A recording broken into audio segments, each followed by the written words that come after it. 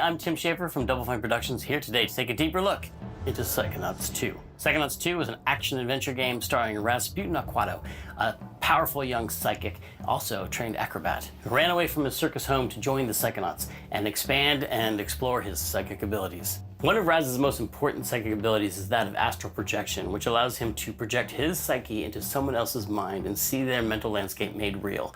He can help them wrestle with their inner demons and fight their actual nightmares in person. Which means that the levels in the game are actually brains. And Psychonauts 2 has even more brains than the first game. One of the first brains you'll get to visit is that of Caligosto Lobato. Now, Dr. Lobato was actually a villain in the first game, but after Raz fought him, they kind of became friends. He actually has a piece of information that Raz wants, which is who kidnapped Truman Zanotto. And Dr. Lobato wants to tell you, but he can't, because of something going on deep in his unconscious mind. So Raz has to travel, along with Sasha and Mia and Coach Oleander, into his mind and try to extract that information.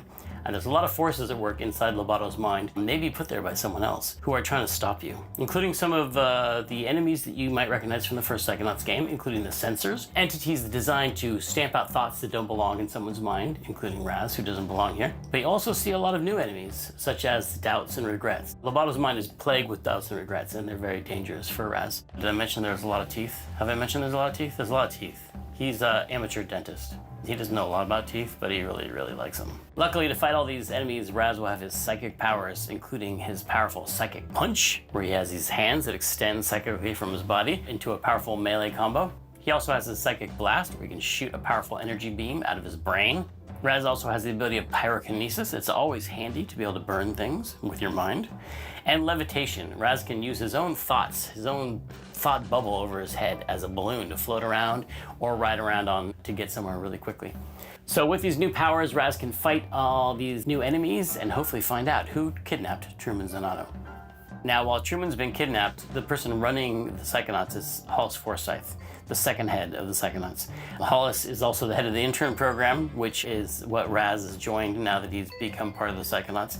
And he is invited into Hollis's brain for instruction. Hollis is teaching him a new psychic ability called mental connection, where you can see two thoughts in someone's mind and connect them, sometimes creating new thoughts, making new things happen. While Raz is training in mental connection inside of Hollis's mental classroom, he experiments a little too far and accidentally, maybe slightly on purpose, creates a lot of interesting gambling inside of Hollis's mind because he wants to go on the mission to the Lady Luctopus Casino. Unfortunately, this connection leads to more connections, and eventually the whole thing gets out of Raz's control, and Hollis gets way too interested in gambling.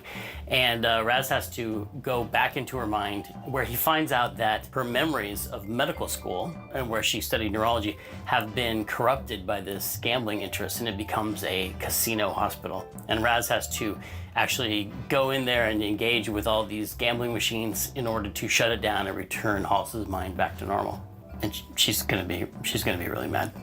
Inside Hollis's mind, you'll see bigger, tougher sensors that have turned into bouncers inside the casino, and also a new enemy called Bad Idea. Where Bad Ideas spawn actual nasty-looking light bulbs over their head that become dangerously explosive and blow up in Raz's face.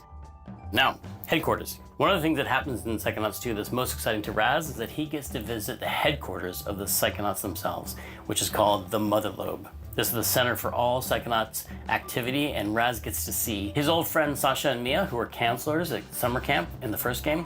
He now gets to see where they work. He gets to see their offices, he gets to see their labs, he gets to see their co-workers, other agents in the field, but also he gets to see the admin and maintenance staff as they go about their business and hang out in the cafeteria, and sort of the everyday happenings of what appears to be normal in the Psychonauts world.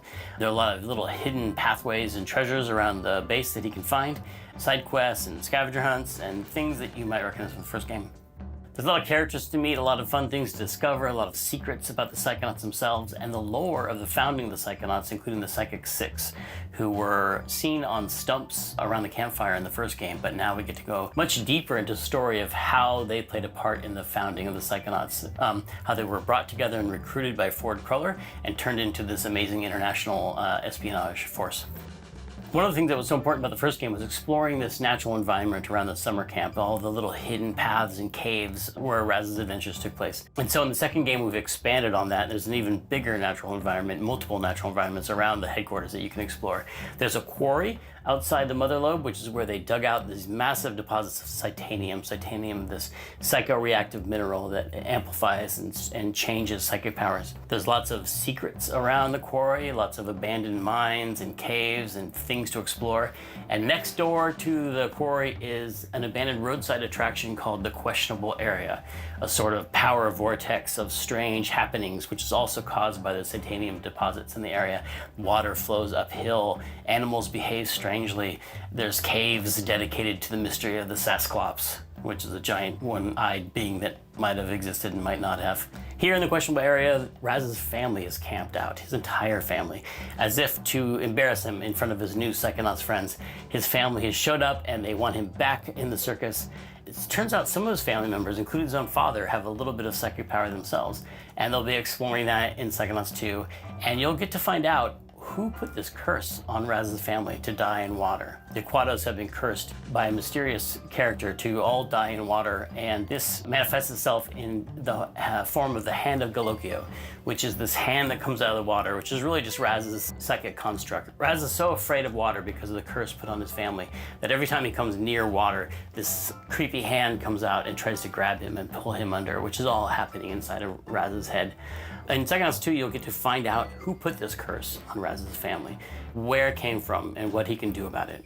The story you uncover about the curse put on Raz's family links back into the story of the foundation of the Psychonauts, and Raz finds out that his family and the Psychonauts family are actually more intertwined than he believed. So there's a lot of mystery to discover for the player and Raz and his family and his friends as they explore the connections between his family and the Psychonauts and what it all has to do with Maligula. Maligula is one of the first villains the Psychonauts ever fought. She's a powerful psychic and she's a mass murderer, and she's been believed to be dead for many years, but there's a lot of unknown things going on behind the scenes and a lot of mysteries and a lot of plots for the player to uncover in Psychonauts 2. So that's it. Thanks for taking this deeper look into Psychonauts 2 with me. The game is coming out August 25th, and you can pre-order now. So I'll stop talking so you can go and do that. Thanks for watching.